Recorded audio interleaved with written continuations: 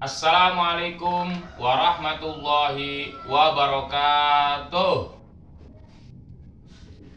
Alhamdulillahirobbilalamin. Apa kabar semuanya, anak-anakku? Alhamdulillah baik ya.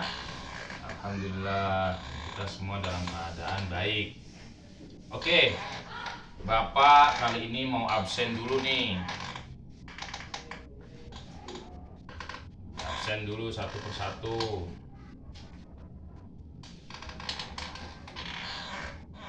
Nur Khozin ada ya. Laila ada. Nurul ada. Baik. Yang tidak hadir siapa nih? Oh, Siti masih sakit. Oke, sudah izin ya. Baik.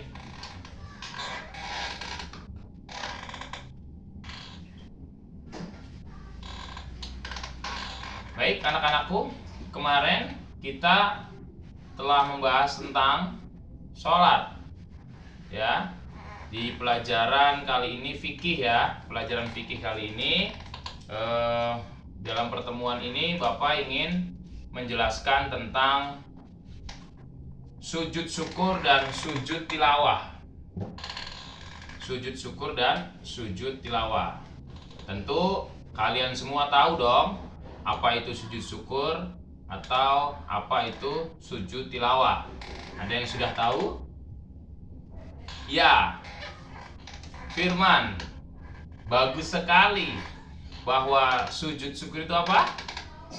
Betul, sujud tatkala mempunyai suatu nikmat yang berlebih atau diberikan nikmat yang luar biasa. Biasanya kita bergembira, kita bersyukur kepada Allah Subhanahu wa taala dengan melakukan sujud sebagai rasa syukur atau tanda syukur kita kepada Allah Subhanahu wa taala. Baik.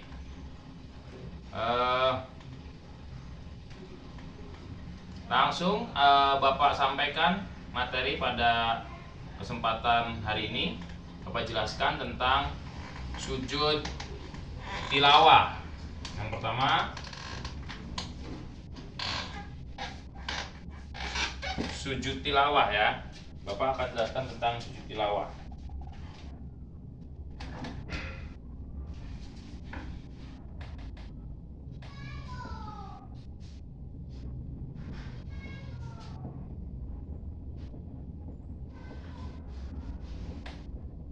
Apa itu sujud tilawah? Sujud tilawah adalah sujud yang disebabkan karena membaca atau mendengar ayat-ayat sajadah yang terdapat di dalam Al-Quran. Jadi, jika kalian semua membaca Al-Quran, lalu terdapat ada ayat-ayat sajadah atau biasanya ada gambar masjid, ada gambar masjid. Nah, di situ namanya ayat sajadah. Maka disunahkan untuk melakukan sujud tilawah. Melakukan sujud tilawah. Ya. Ada hadis yang berbunyi idza qara'a ibnu Adam as-sajadah fasajada i'tazala asy-syaiton yabki yaqulu ya wailah. Wa fi riwayah Abi Quraibin ya waili umira ibnu Adam bisujudi fasajada falahul jannah wa umirtu bisujud fa abaitu falinnar. Yang artinya jika anak Adam itu kita semua umat manusia, keturunan generasi daripada anak cucu Nabi Adam.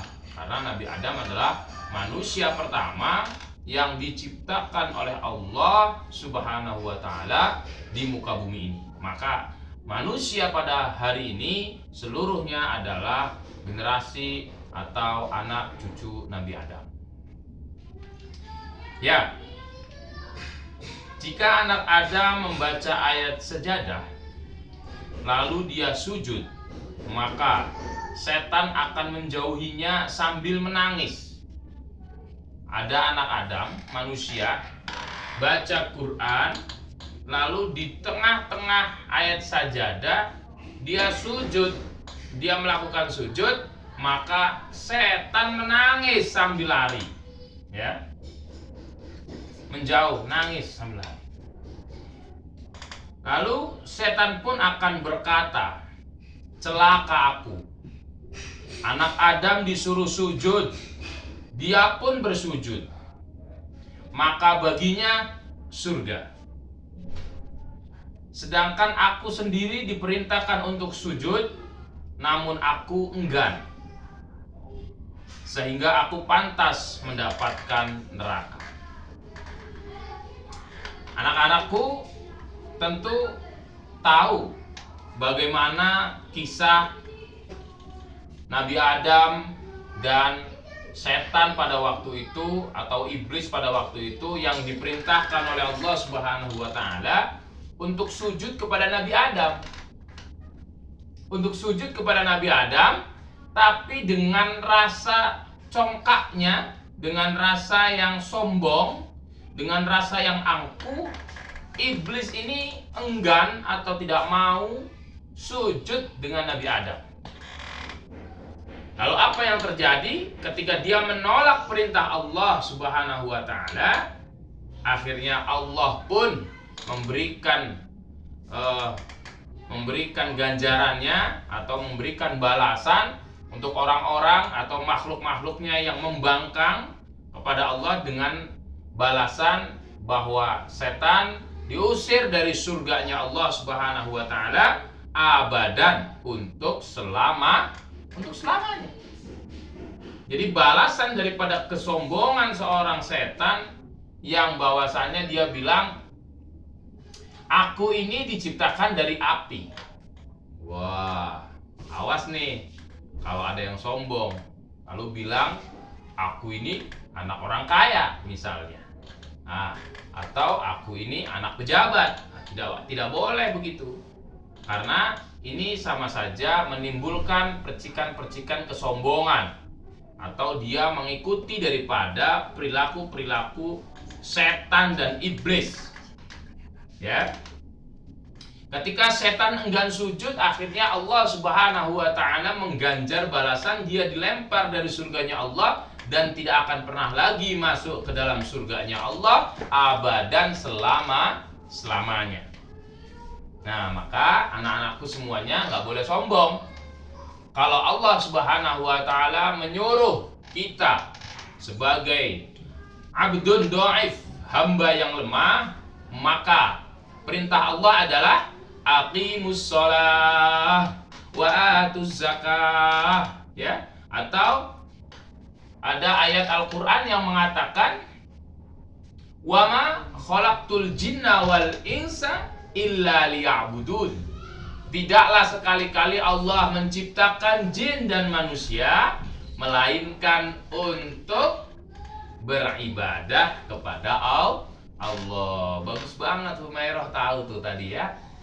Beribadah sama Allah. Jadi kalau ada orang hari ini diperintah sama Allah Subhanahu wa taala suruh sujud, suruh sholat 5 waktu kok nggak mau, maka dia mungkin adalah pengikut setan.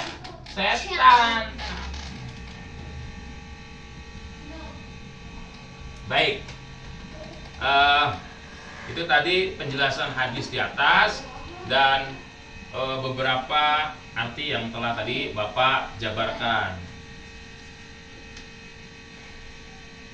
Lalu apa sih hukum sujud tilawah? Ada yang tahu hukum sujud tilawah? Iya, bagus sekali, Baba, ya. Namanya Bang Si Waruntu. Wow, dari Medan. Ya. Sujud tilawah hukumnya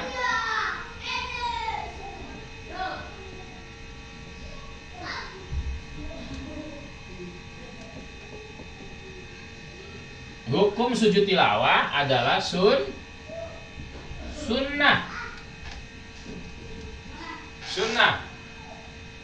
ya.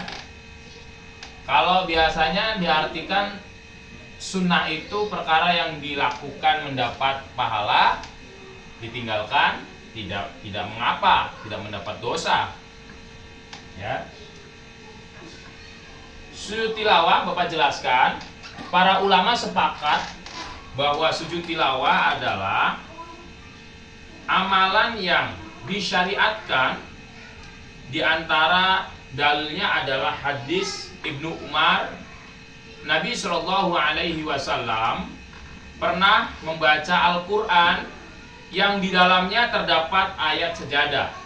Kemudian ketika itu beliau bersujud, kami pun ikut bersujud bersamanya sampai-sampai di antara kami tidak mendapati tempat karena posisi dahinya. Artinya ketika Nabi SAW sedang ngaji lalu mendapati ayat-ayat sajadah, Nabi langsung sujud.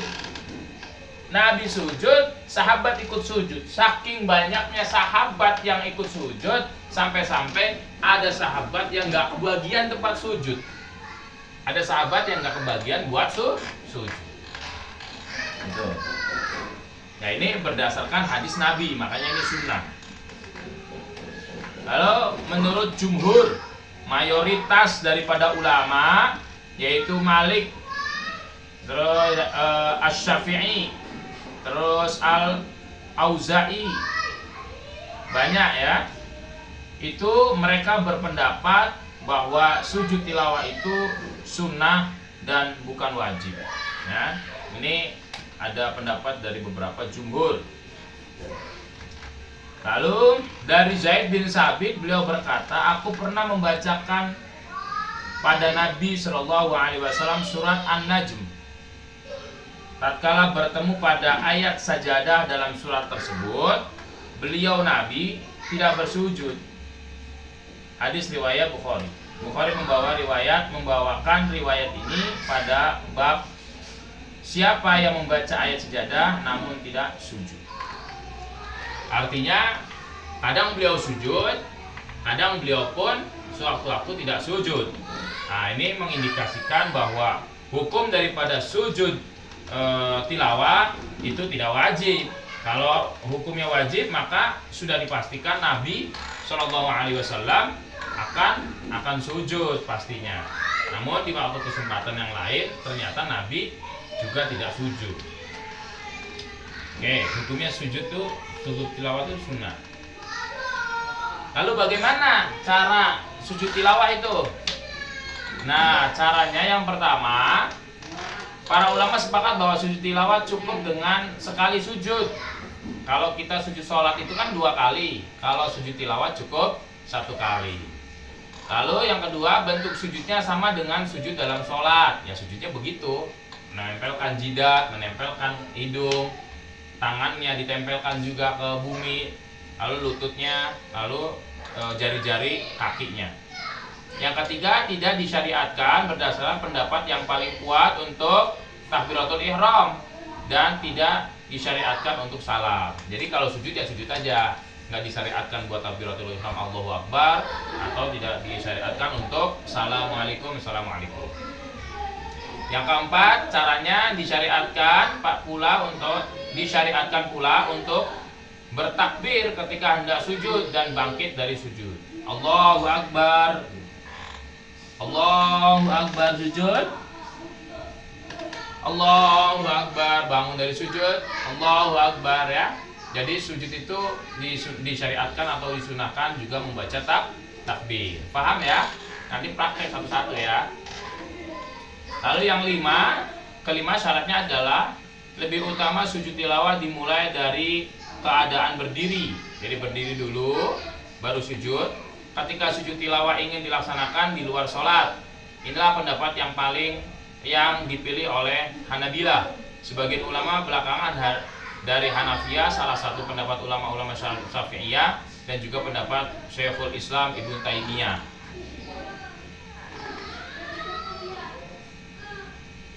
Ya, ada yang berpendapat bahwa lebih utama sujud tilawah itu dimulai dengan berdiri. Jadi berdiri dulu setelah mendengar ayat sejadah, dia berdiri lalu dia langsung sujud. Namun ketika dia dalam keadaan sujud mengaji, dalam keadaan sujud mendapati ayat-ayat tilawah, tadi ayat sajadah, maka dia langsung sujud saja, tidak kenapa-napa. Ini hanya anjuran saja. Lalu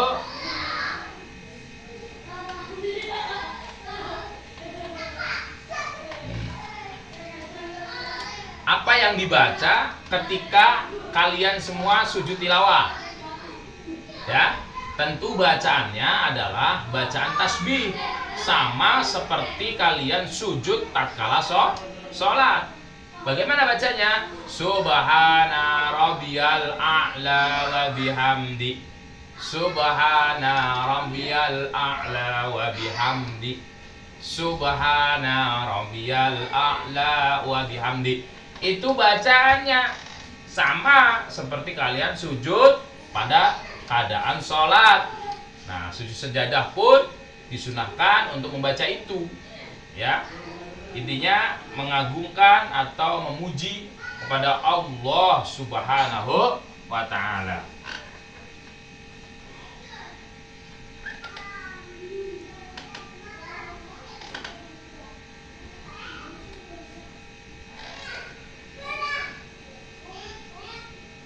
Baik, sampai sini mungkin ada yang harus kita tanyakan? Nah, tidak ada ya, paham ya? Jadi dari mulai tata caranya tadi, apa yang harus dibaca, dan hukum dari sujud tilawah sendiri adalah sunnah, paham ya? Oke, kalau sudah dimengerti, baik, alhamdulillah.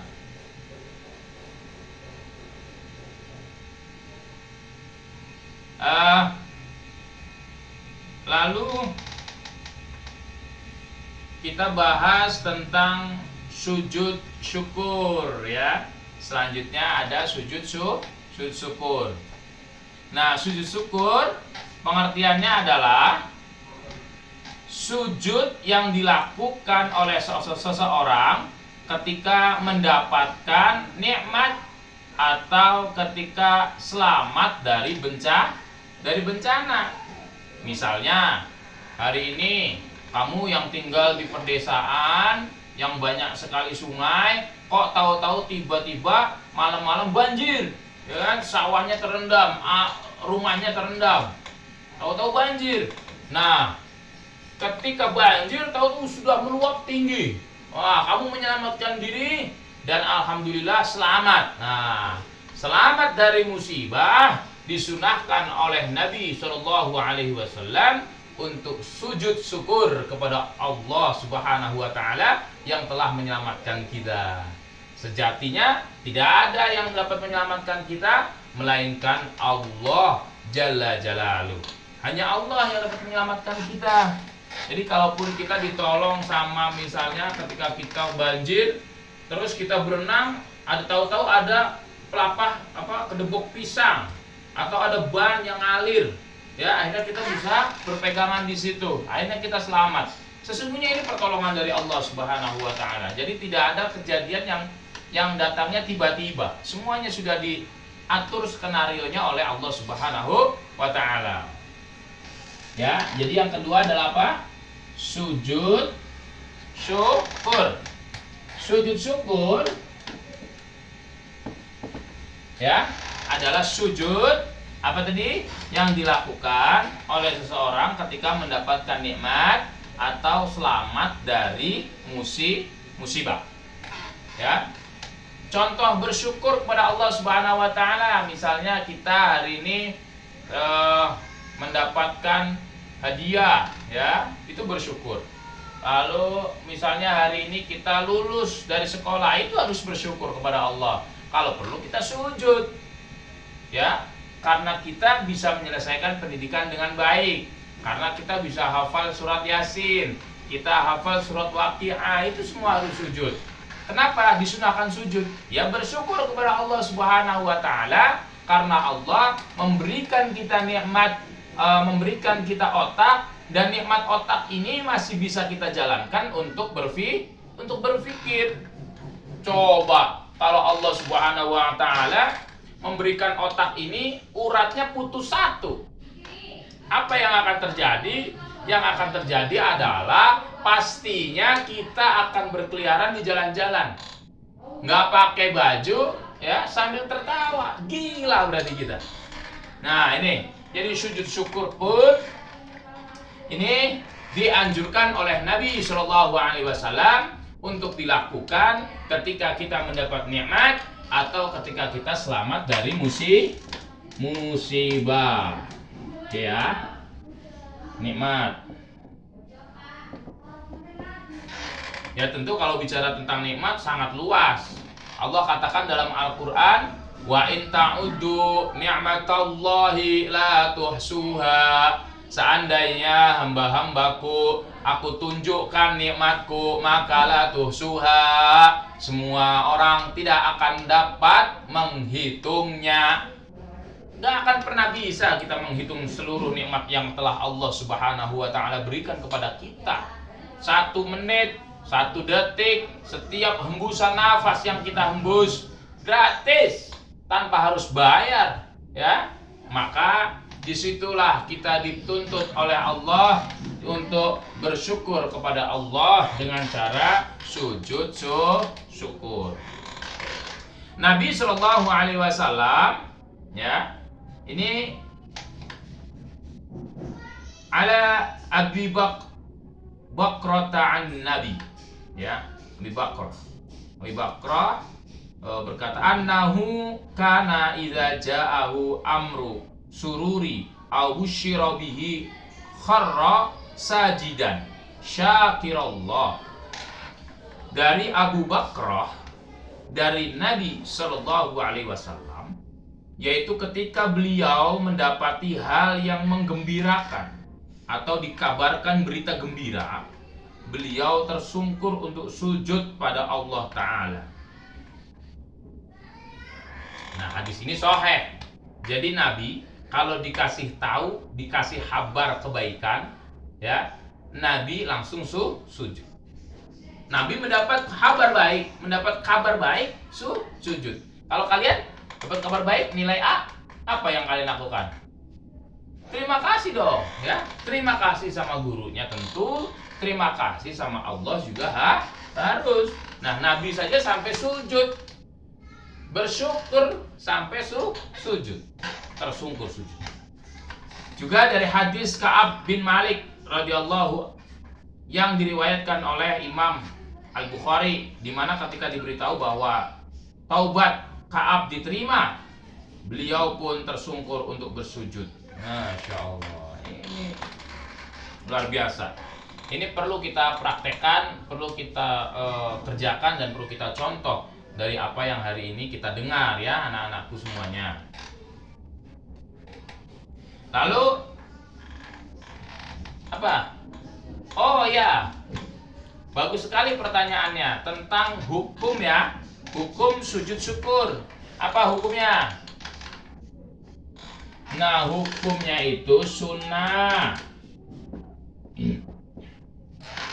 Hukum sujud syukur adalah sunnah. Namun ketika ada sebabnya, misalnya yang mendapat kabar baik, nilai baik, lulus dari ujian, lulus dari sekolah, ya, diberitahu oleh temannya bahwa kita mendapat nilai A, terus ujiannya kelar, lulus, kita bisa lulus dari kuliah atau dari pendidikan SMA, SMP, ya, itu mendapat kabar-kabar itu kita boleh untuk sujud syukur. Namun ini tidak lepas daripada syariat yang telah dikabarkan oleh Imam Syafi'i dan Imam Hambali. Jadi ini syariatnya Imam Syafi'i dan Imam Hambali. Kalau ya, imam yang lain berbeda pendapatnya. Kenapa sih sebab adanya sujud syukur? Sujud syukur itu ada ketika mendapatkan nikmat yang sangat besar. Contohnya adalah ketika seseorang baru dikaruniai Allah Subhanahu wa Ta'ala setelah dalam waktu yang lama menanti. Misalnya mendapati kabar istrinya hamil setelah 10 tahun menanti nggak hamil-hamil, lalu ada seseorang bapak mendengar kabar dari dokter, istri kamu hamil. Masya Allah, betapa bahagia dan senangnya mendapat kabar gembira itu. Akhirnya dia boleh untuk disunahkan untuk sujud syukur. Sujud syukur juga disyariatkan ketika selamat dari musibah, seperti ketika sembuh dari sakit, misalnya corona selesai ya, ataupun yang lain. Menemukan barang yang hilang atau diri dari harta selamat dari kebakaran atau tenggelam atau yang lain yang tadi Bapak sebutkan. Atau boleh jadi sujud syukur itu ada ketika seseorang melihat orang yang tertimpa musibah atau melihat ahli maksiat, dia bersyukur karena selamat dari hal-hal tersebut. Bukan kita syukur atau senang ada orang terkena musibah, tidak gitu ya. Namun kita justru ada orang maksiat kita senang, bukan itu. Tapi kita bersyukur karena kita tidak seperti mereka. Ada orang mabok nih ya, kita harus bersyukur, ya alhamdulillah kita mah nggak mabok ya, karena kita tahu bahwa mabuk itu adalah perkara yang diharamkan oleh Allah Subhanahu wa taala gitu. Maka kita yang hari ini dijaga iman Islamnya oleh Allah Subhanahu wa taala untuk jauh dari maksiat, itu harus bersyukur kepada Allah. Harus bersyukur kepada Allah. Ulama Syafi'i dan Hambali menegaskan bahwa sujud syukur disunahkan ketika mendapatkan nikmat dan selamat dari musibah ya tadi. Lalu ada pertanyaan? Oh, bagus sekali. Bagaimana jika mendapati perkara yang sifatnya terus-menerus? Jadi punya nikmat, dikasih nikmat sama Allah tapi terus-menerus. Apa contohnya? Ya hidup ini nikmat. Bernapas ini nikmat, melihat ini nikmat, mendengar itu nikmat. Ya, ada jawabannya. Maka jawabannya adalah menurut Imam Syafi'i, ya, ulama Syafi'iyah, bukan Imam Syafi'i saja, namun ulama Syafi'iyah dan ulama Hambali berpendapat tidak disyariatkan, ya, tidak disyariatkan atau tidak disunahkan untuk sujud syukur karena mendapatkan nikmat yang sifatnya terus-menerus itu ya tidak pernah terputus.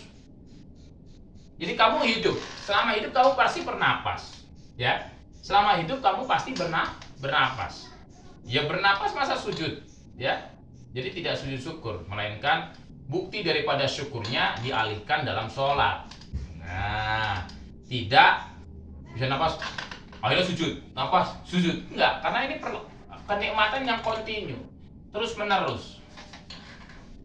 Ya, maka yang disyariatkan oleh ulama Syafi'iyah dan ulama Hambali itu hanya yang bersifat mendapat nikmat besar atau dadakan, ya, sifat besar atau selamat dari musibah. Itu yang sangat dianjurkan untuk bisa sujud syukur.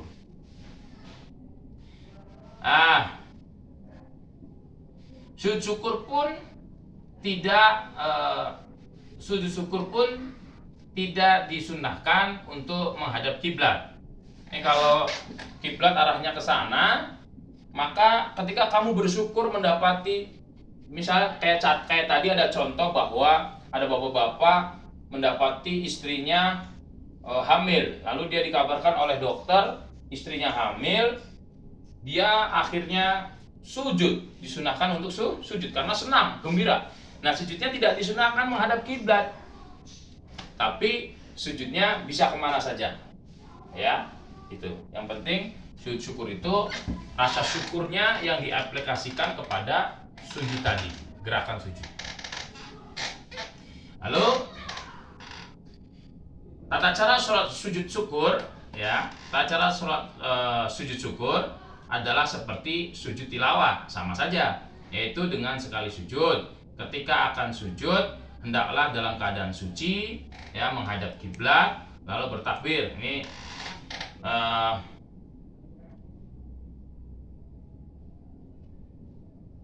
Ini tata cara dalam tata cara lebih afdoliyahnya, yaitu dengan sekali sujud, ketika akan sujud hendaklah dalam keadaan suci, ya sudah punya wudhu, menghadap kiblat, lalu bertakbir, Allahu Akbar, kemudian melakukan sekali sujud. Saat sujud bacaan yang dibaca adalah seperti bacaan ketika sujud dalam sholat, subhana rabbiyal a'la wa bihamdi. Kemudian setelah itu bertakbir kembali dan mengangkat kepala. Setelah sujud tidak ada salam dan tidak ada tasyahud. Nah itu mungkin praktek atau kesimpulan penjelasan Bapak tentang bagaimana sujud syukur dan sujud tilawah ya. Nanti Bapak kasih soal di akhir, nanti kalian isi di rumah ya, di rumah masing-masing. Semoga kalian bisa terus memahami dan mempraktekkan setiap pelajaran fikih ini ya, karena memang fikih ini erat kaitannya dengan ibadah sehari-hari kita di rumah ya, di rumah ataupun di dalam kehidupan kita. Jadi kalau kita harus paham, kalau kita tidak paham tentang fikih, maka akan sangat berbahaya untuk keberlanjutan ibadah kita di hadapan Allah Subhanahu wa taala. Baik, mungkin materi Bapak hari ini cukup itu. Semoga dapat difahami tentang sujud syukur dan sujud tilawah ya. Oke, baik, nanti PR-nya bagaimana ya ketika kita sujud tilawah, bagaimana ketika kita mendengar, ditulis ya, bagaimana ketika kita mendengar bacaan ayat sajadah namun kita dalam posisi tidak mempunyai wudhu, bolehkah kita sujud tilawah atau tidak ya. Itu PR buat kalian di rumah. Semoga senantiasa Allah Subhanahu wa taala memberikan kita kesehatan dan panjang umur, dan kalian juga semua memiliki ilmu-ilmu yang manfaat fid dunya wal akhirah. Sekian dari Bapak, kurang lebihnya mohon maaf. Wassalamualaikum warahmatullahi wabarakatuh.